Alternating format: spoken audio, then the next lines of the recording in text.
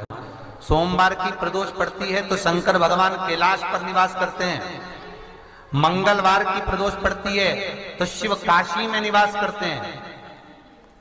बुधवार की प्रदोष पड़ती है तो शिव रजत भवन में निवास करते हैं। गुरुवार की प्रदोष पड़ती है तो शिव गंगा के स्थल पर निवास करते हैं।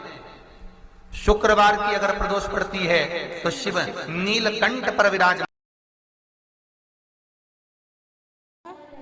होते हैं।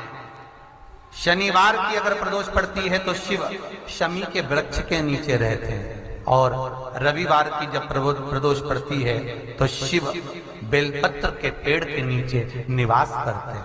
महाराज, ये एकादशी शंकर से कह रही है कि आपका स्थान ये नहीं कि आप कैलाश पर मिले, उस बार को, उस तिथि के दिन, उस अनुकूल।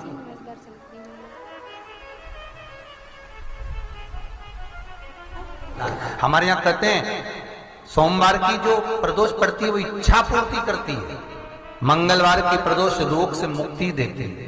बुधवार की प्रदोष कामना की पूर्ति करती है। गुरुवार की प्रदोष शत्रुओं का नाश करती है।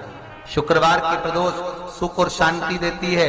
शनिवार की प्रदोष संतान का सुख देती है। और रविवार की प्रदोष जो काम दुनिया में कोई नहीं कर सकता वो अचूक फल की प्राप्ति रविवार की प्रदोष करा देती है। महाराज, ऐसी प्रदोषों का नियम वर्णन किया चाहिए। भगवान कहते ठीक है, तू थोड़ी देर खड़ी हो। एकादशी सम्मुख खड़ी हुई।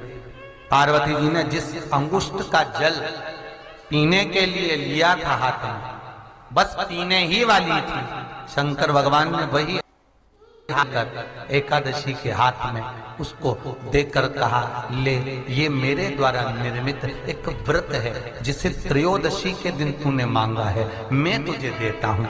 आज इस व्रत का फल मैं तुझे प्रदान करता हूँ। अब तू जिस जीवात्मा को लेकर जाएगी उसका पाप प्रबल नहीं होगा। किसी स्त्री, पुरुष, बालक, बुजुर्ग जो भी होगा जिसने प्रदोष का व्रत करा होगा, वो जीवात्मा को तू किसी फल की कामना से नहीं, स्वतः ही लेकर चली जाए। उसमें कोई कामना नहीं है। बन सके जीवन में 11 प्रदोष या 26 प्रदोष करने के बाद आप उसका उद्यापन कर कर विराम भी दे सकते। पर जीवन में एक बार प्रदोष का व्रत मौका मिले, जिस कामना से, जिस दिन का भाव आपके मन में आए कि मुझे रोग से मुक्ति पाना है तो ये प्रदोष मुझे करना है, मैं और रोग मुक्ति के लिए हम जो भी आपके मन में आ रहा है, संतान प्राप्ति के लिए शनिचरी प्रदोष, आप उसका स्मरण करें।